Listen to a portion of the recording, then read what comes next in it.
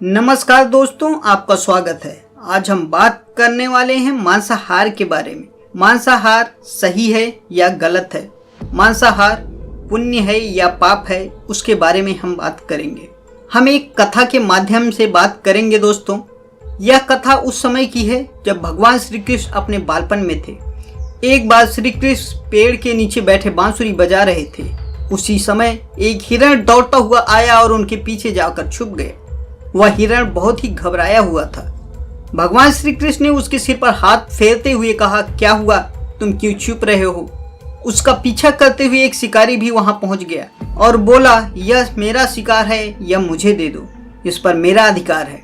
तब भगवान श्री कृष्ण बोले, हर जीवित जीव पर किसी अन्य का अधिकार नहीं होता, उसका खुद का होता है।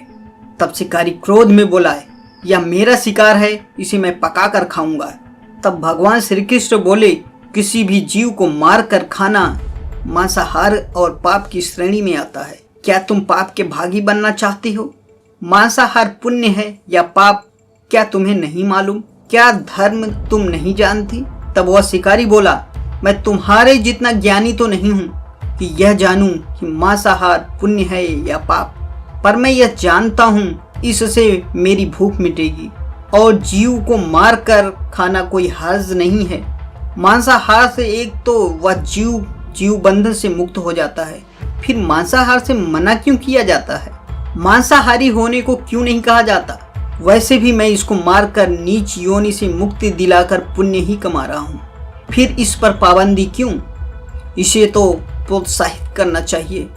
जहाँ तक मैंने सुना है, जीव हत्या तो शास्त्रों में भी बताया गया है। राजा लोग शिकार भी किया करते थे। ऐसे तमाम तर्क देते हुए श्री कृष्ण से पूछा, फिर ये मांसाहार गलत क्यों है और पाप की श्रेणी में क्यों आता है? आप ही बताइए, मांसाहार पुण्य है या पाप? भगवान श्री कृष्ण समझ गए इसकी बुद्धि मांस खाने से तामसिक हो गई है और उसके सोचने समझने की बुद्धि क्षीण हो गई है। फिर भगवान श्री कृष्ण बोले, इस अंतहीन विषय पर पहले मैं कोई राय नहीं दूंगा।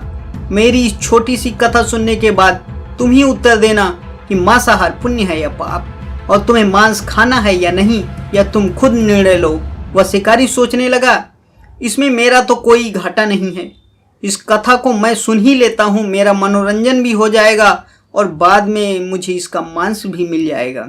तो भगवान श्री कृष्ण ने अपनी कथा आरंभ की। एक बार मगध में खाद्य संकट खड़ा हो गया तो अन्न का उत्पादन कम रहा। राजा को चिंता हुई कि यदि इस समस्या का शीघ्र निदान नहीं हुआ तो संरक्षित अनाज कोष भी खत्म हो जाएगा और संकट भीषण हो जाएगा। तो सम्राट ने अपनी राज्यसभा से पूछा, देश की खाद्य समस्या को सुलझाने के लिए सबसे सस्ती वस्तु क्या है? मंत्रीगण सोच में पड़ गए।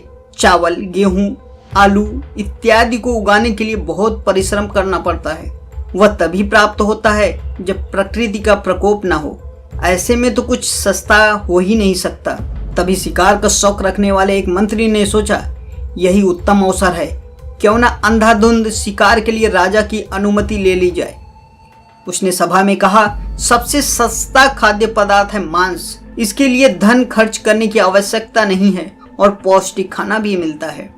सभी सामंतों ने इस बात का समर्थन कर दिया, लेकिन मगध के प्रधानमंत्री अभी भी चुप थे। सम्राट ने पूछा, प्रधानमंत्री, आप चुप क्यों हैं? आपने कोई अनुमोदन नहीं किया, आपका क्या मत है?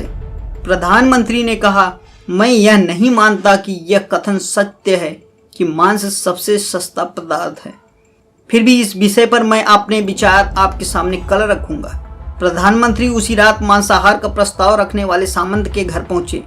सामंत ने इतनी रात प्रधानमंत्री को अपने घर आया देख घबरा गया। किसी अनिष्ट की आशंका से वह कांपने लगा। प्रधानमंत्री ने कहा, संध्या काल राजा बीमार हो गए और उनकी हालत बहुत खराब है। राजवैद्य ने कहा है, किसी शक्तिशाली व्यक्ति के हृदय का 2 तोला मांस मिल जाए तो राजा के प्राण बच सकते हैं। आप महाराज के सबसे विश्वास पात्र हैं, इसीलिए आपसे योग्य कौन होगा, इसीलिए आपके पास आया हूँ। इसके लिए आप जो भी मूल्य लेना चाहें ले सकते हैं। आप कहें तो इस काम के लिए मैं आपको 1 लाख स्वर्ण मुद्राएं भी दे सकता हूँ। एक बड़ी जागीर भी आप मांग सकते हैं, बस आप अपनी इच्छा कहें। मैं कटार से आपके हृदय को चीर कर बस 2 तोला मांस निकालूंगा। यह सुनकर सामंत के चेहरे का रंग फीका पड़ गया। वह सोचने लगा, जब जीवन ही नहीं रहेगा तो लाख स्वर्ण मुद्राओं से मैं क्या करूंगा और बड़ी जागीर भी किस काम आएगी।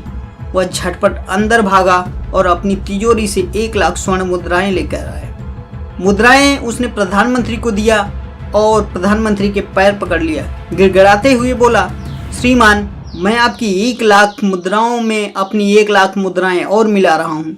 इस पैसे से आप किसी और सामंत के हृदय का मांस खरीद लीजिए, किंतु मुझे जाने दें। यह बात किसी और को पता नहीं चलनी चाहिए, मैं आपसे आग्रह करता हूँ। प्रधानमंत्री जी यह सब समझ चुके थे।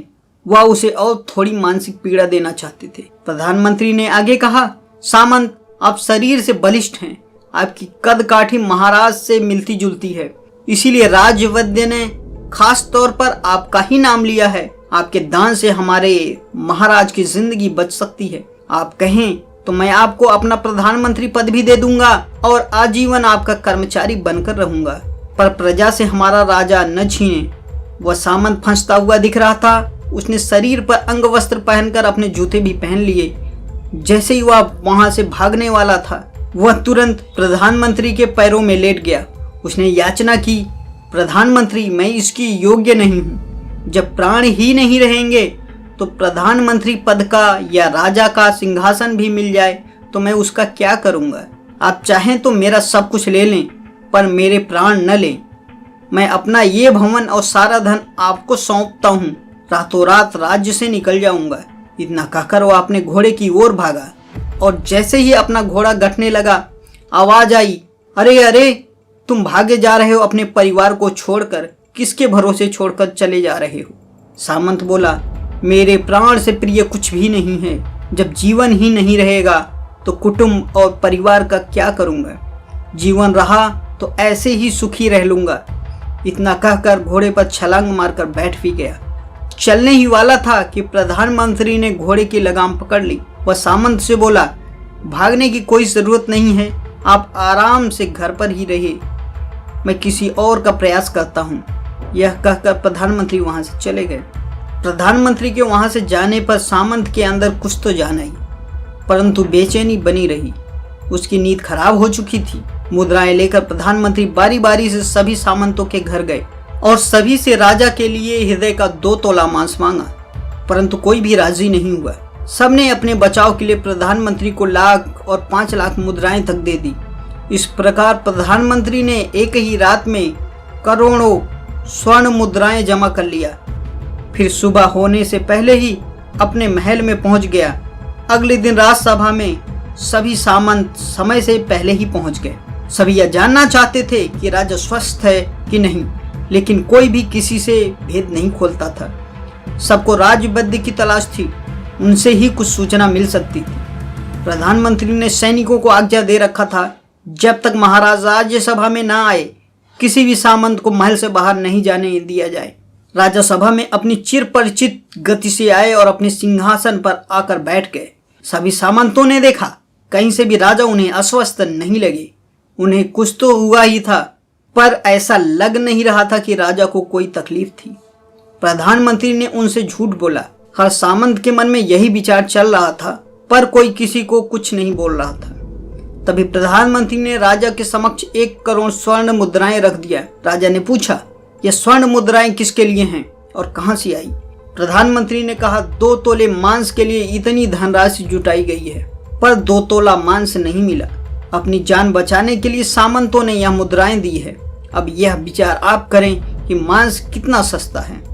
राजा को बात समझ में आ गई। उन्होंने प्रजा को अतिरिक्त परिश्रम करने का निवेदन किया और राजा के अनाज भंडार में से अनाज निकालकर श्रमिकों को दे दिया। उन्होंने पौष्टिक सब्जियों की खेती का तुरंत आदेश दिया। वह 1 करोड़ स्वर्ण मुद्राएं भी इसी कार्य के लिए श्रमिकों को दे दिया गया।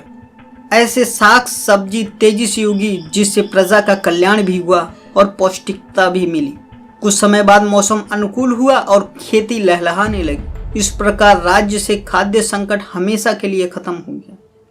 तो मित्रों, जीवन का यह मूल्य भगवान श्री कृष्ण हमें इस कथा के जरिए समझाना चाहते थे कि हम यह न भूलें कि जिस तरह से हमें अपनी जान प्यारी है, उसी तरह से सभी जीवों को अपनी जान प्यारी होती है।